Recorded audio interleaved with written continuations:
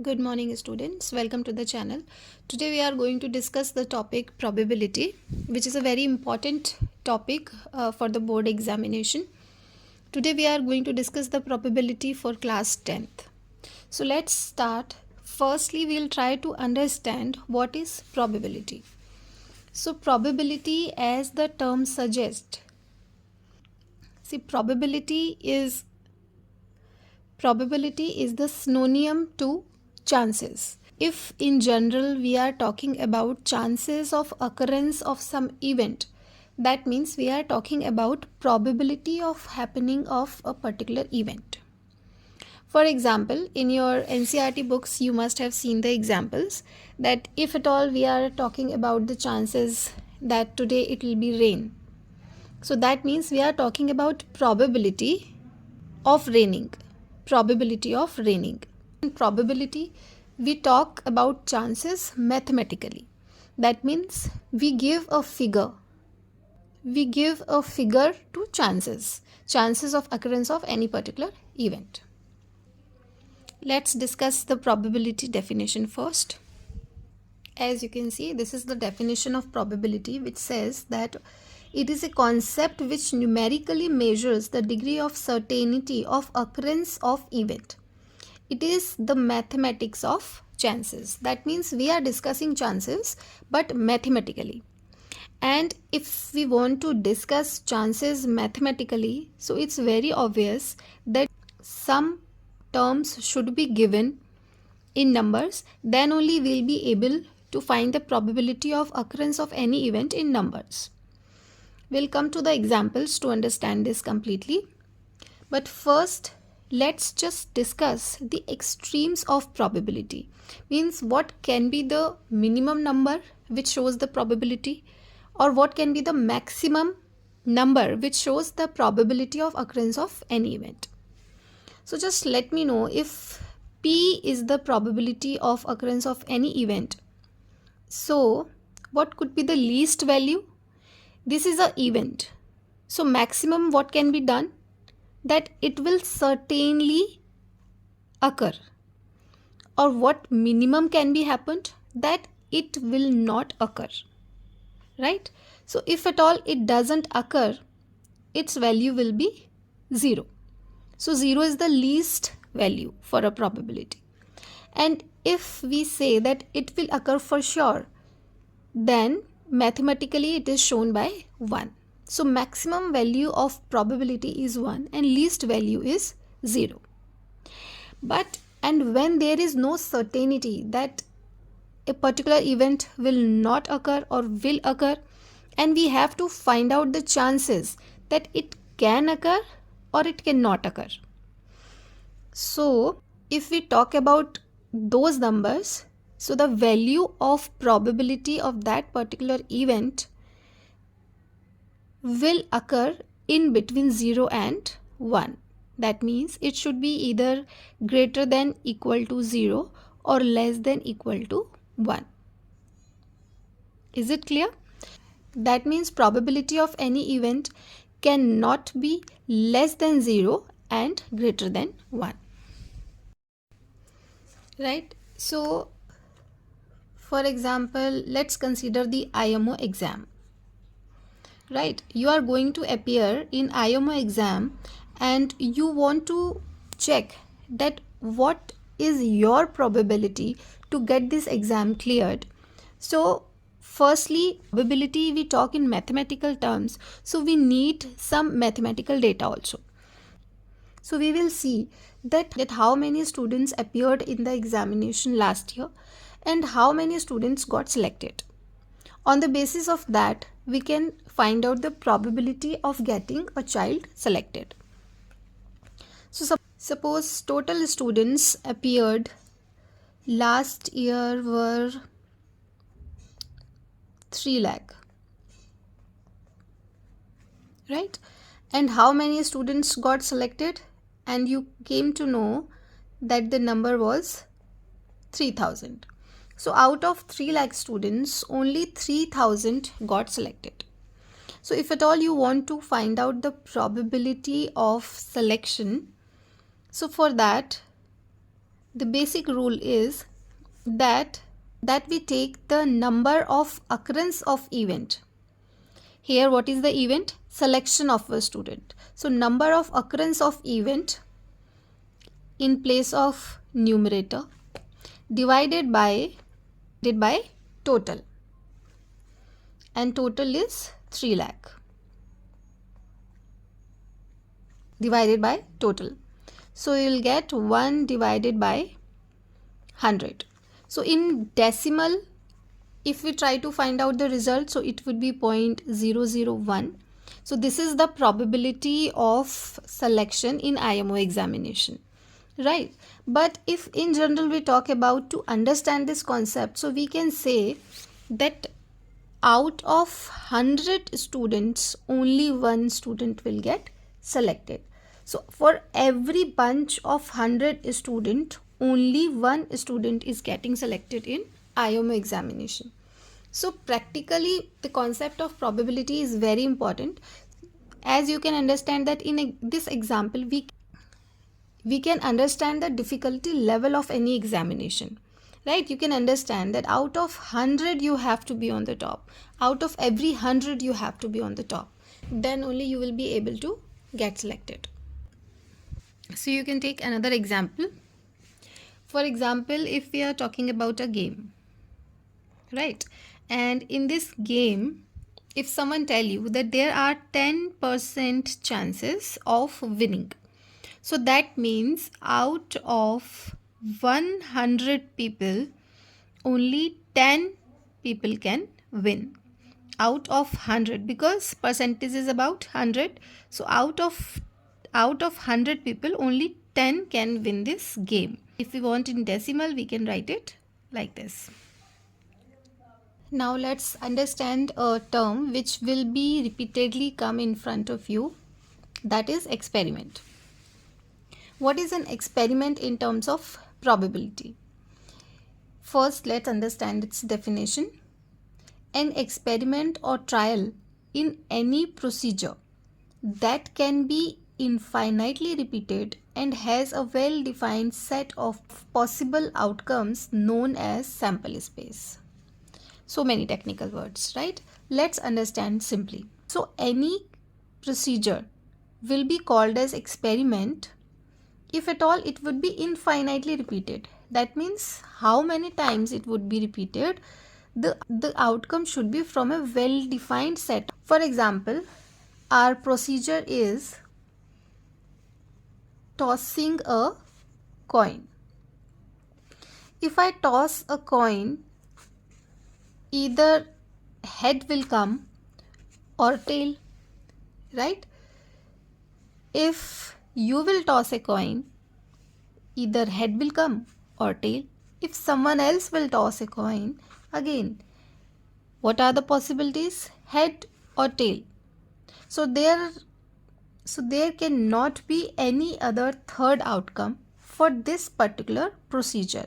So this procedure of tossing a coin will be called as experiment, because even if it is infinitely repeated, it has a well-defined set of possible outcomes. Well-defined. Why well-defined? Because we know that either it will be head or tail. That is why it is well-defined. Possible outcomes, because we know it will be saying either or. That means there is a possibility. It's not sure that it is 100% head or 100% tail. So that's why this is possible outcome. So we will say, in the experiment of tossing a coin, well-defined set of possible outcomes or sample space would be head and tail. So this is called sample space. So these two terms you will see again and again in this chapter. So we should know sample space is the set of all possible outcomes, and experiment in which we know that there is a specific set of sample space. Other than that, nothing can happen. Now let's see one another term.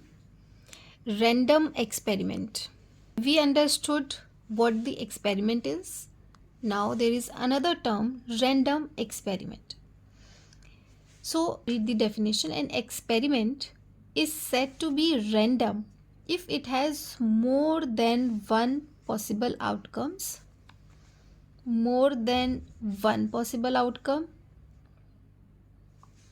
All possible outcomes are known. Okay. And exact outcome cannot be predicted in advance. So that means if I notify here, there are three conditions, 1, 2 and 3. When these three conditions are getting fulfilled, then only an experiment is considered as random experiment. What those conditions are, let's understand in simple language. See, we use the word random in general life also. Where do we use it? That I picked up a book randomly. That means there were more than one books and I picked one randomly. If there was only one book, we will not be saying that we picked one book randomly. There was only one book, so we could have picked by choice. So in the similar way, this word is used here, that an experiment is said to be random if it has more than one possible outcomes, right? So that is the only reason we are discussing probability. That is the only reason we will be discussing about random experiment in probability. If there is only one outcome, so there is no question of asking for probability, because that is the only solution, that is the only outcome. So, and second is all possible outcomes are known, which is the condition of experiment also. In this case, we knew that the outcomes can be either head or tail, but exact outcome cannot be predicted in advance. We know what can be the outcomes, but we do not know exactly what would be the outcome. For example, if we toss a coin, we know either head will come or tail will come. But can we say that only head will come or only tail will come? No. That is why we discuss this thing in probability, and that is why it is a random experiment. So tossing a coin is a random experiment because it has more than one possible outcomes, that is head and tail. All possible outcomes are known. We know that the outcomes can be head or tail. Exact outcome cannot be predicted in advance. Yes, we cannot say that 100% will get head or tail. So tossing a coin is a random experiment. Now, along with this, I'll tell you one thing, that whenever you'll get to see the questions related to tossing a coin, you will see one more term, that is unbiased coin or fair coin. So, what is this? See, unbiased or fair coin is the simple coin which we see generally, one side head, one side tail. So this particular type of coin is called unbiased or fair coin. A biased coin is which has head on both sides or tail on both sides, which you must have seen in the movie Sholay. So in question also, whenever you will see, it would be written that we are tossing a unbiased coin or we are tossing a fair coin. If we take the example of the game Ludo, whenever we toss the die, in that case the sample space will be, think about it, 1, 2, 3, 4, 5 and 6, because these are the only numbers which we can get after rolling a unbiased die. Now again I am using the term unbiased. Unbiased means that there is no manufacturing defect in that.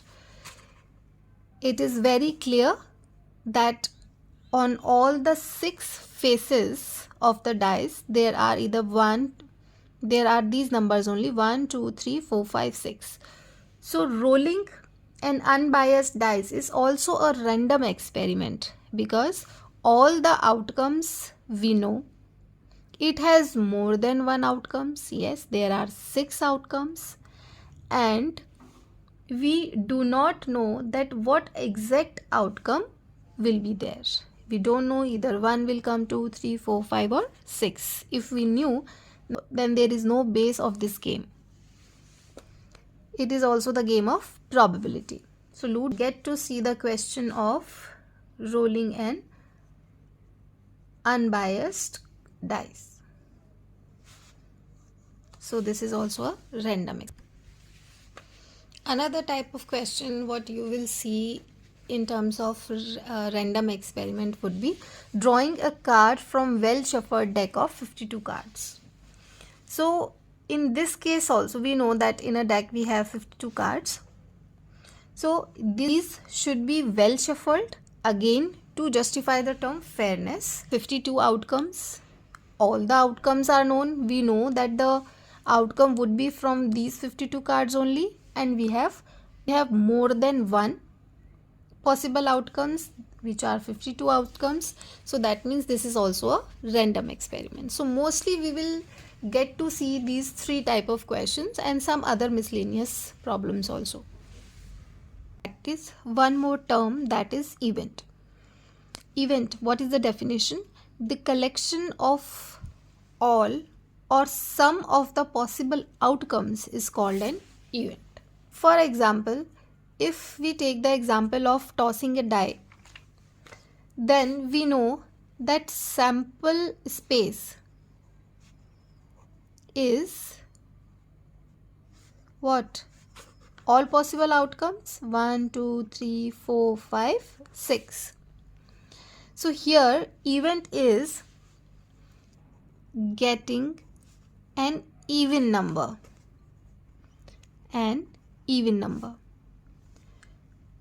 So what are the even numbers that we can get? 2, 4 and 6. So 2, 4 and 6. So this is the collection of all possible outcomes which are required. So 2, 4, 6, this set is, so these are called event. Getting a number less than 2. In that case, only 1 is the possible outcome. Sample space will remain the same because we are performing this experiment and all possible outcomes are 1, 2, 3, 4, 5, 6. But what is the desired outcome is called the event. An event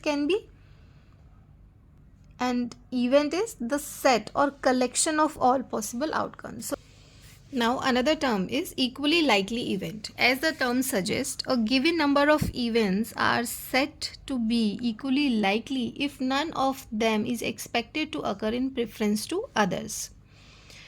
So whatever examples we have taken, in every example all the events are equally likely, because roll a die, then can you say that probability of getting a 6 is more than the probability of getting a 1?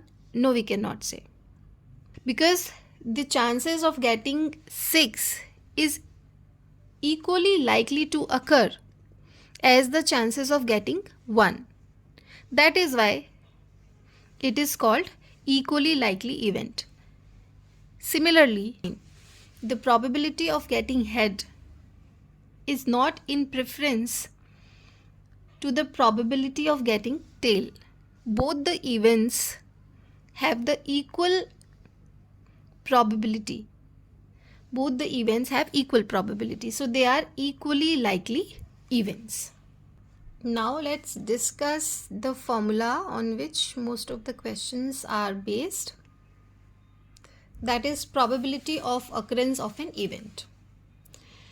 So in this chapter we'll be getting the questions like probability of occurrence of an event would be given. The few events we have discussed also. For example, tossing a coin, rolling a die.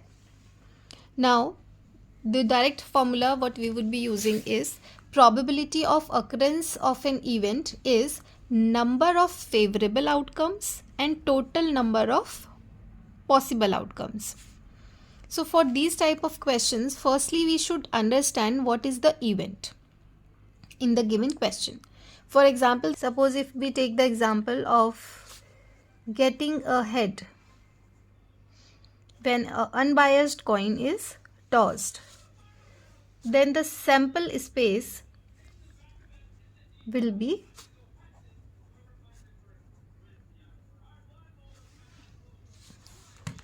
head and tail. Now, total number of possible outcomes, simply we have to see the number of possible outcomes, 2, head and tail. So number of possible outcomes would be 2. Now the event is getting a head, right? So the favorable outcome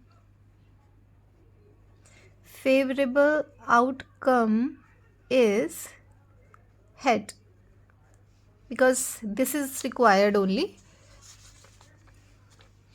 So number of favorable outcomes is 1. Now we'll put these values in this particular formula, so it will be 1 divided by 2, and if we want to find out in decimal, it will be 0.5. Outcomes, only 1 is the probability of getting a head. And now for more understanding, if I want to convert it into percentage, that what is the percentage? So what will I do to convert in percentage? Simply multiplying with 100. So if 0.5 is multiplied with 100, so only 50% is the, so 50% is the probability of getting a head, right? And we can understand it very simply that 50% is the chance, 50% are the chances of getting head, and so there are 50% chances of getting a tail also. And if there are equal chances of getting an head or getting a tail, that is why this is called an equally likely event, because occurrence of both is same. I hope now you will be able to understand what these particular terms are all about. Now we will understand few more important terms. First one is sure event. Sure event is the event. What is a sure event? The event that will surely occur. Means no chances that that particular event will not occur. For example, if I ask a question that what is the probability of getting a number in the range of 1 to 6 at the time of rolling a die? What is the probability of getting a number from 1 to 6 in rolling a die? So we know that this particular event is sure, because in this case sample space would be 1 2 3 4 5 6 only, and number of possible events will be 1 2 3 4 5 6. So that means that event will occur. In that particular situation, probability of that event is always 1. Probability of a sure event is always 1, because in this case number of possible outcomes and number of events in the space has to be same. That is why the surety of that event occurs. Now just reverse of it, impossible event. The event for which there is no chance of occurrence. So the probability of that particular event would be 0, because that event cannot get happen. So the number of possible outcome would be 0. And if we want to find it out through the formula, so 0 would get divided by number of all possible outcomes.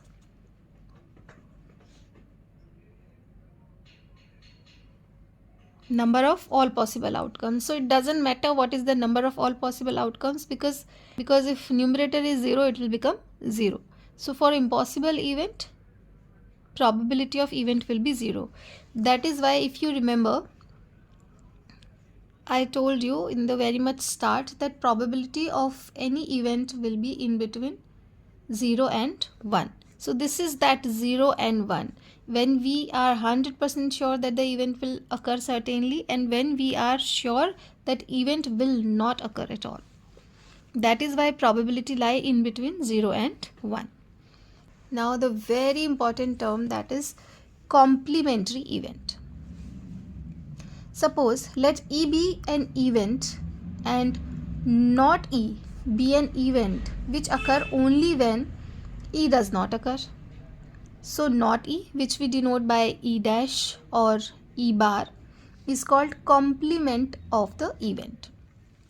Means complement of E is basically, we are saying that E should not occur. If we want to say that E will not occur, that means we are saying complement of E. Here one formula which we will use repeatedly is probability of occurrence of E plus probability of occurrence of not E should be equal to 1 if these are complementary events. For example, let's take an example. Probability of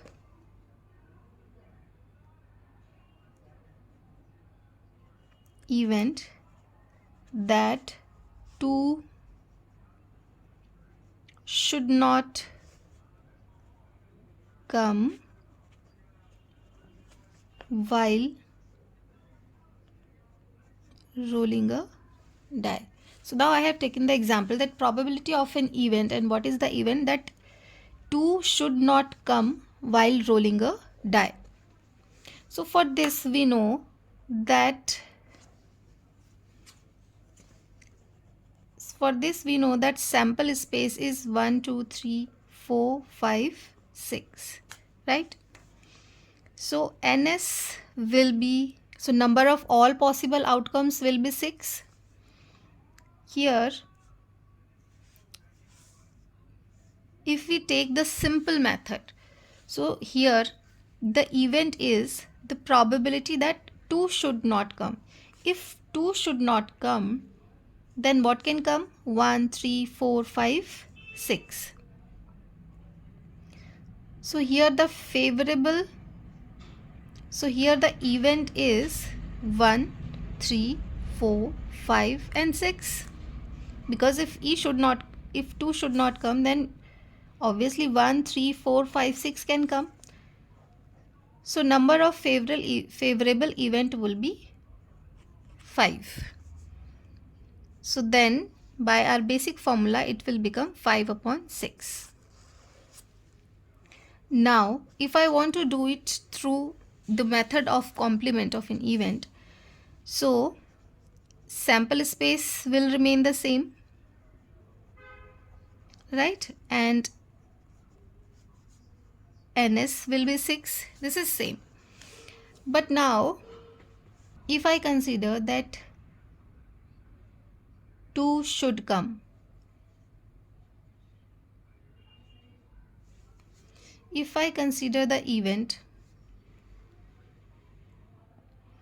that 2 should come, so for that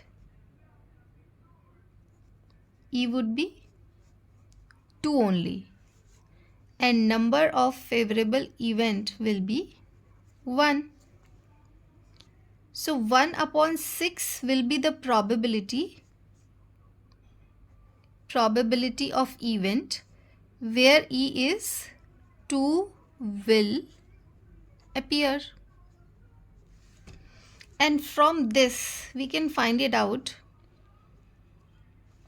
because now from this formula where we say that probability of occurrence of E plus probability of occurrence of not E should be equal to 1. If I try to find it out this, so I know the probability of E, probability not E means not 2 will be equal to 1 minus 1 upon 6. So from this also I will get 5 upon 6. But there is one condition of using this formula, that not E and E, if we combine this, then our complete sample space should be covered, right?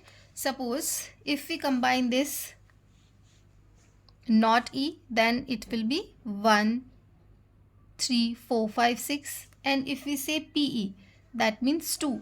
So we are covering the whole space. That is why it is equal to 1, because there is a surety that any number will come, either this or this. So that is why in total it is 1. If these two combinedly do not cover the entire space, then this formula cannot be used. Also, if there is some common element in E and E dash, E and E naught, if there is some common element in PE and P not E, then also this formula cannot be used. So we can use this formula with the proper condition. In the next video, I will take some more questions and remaining concept of probability. Till here, I hope this is clear to you. Thank you for watching.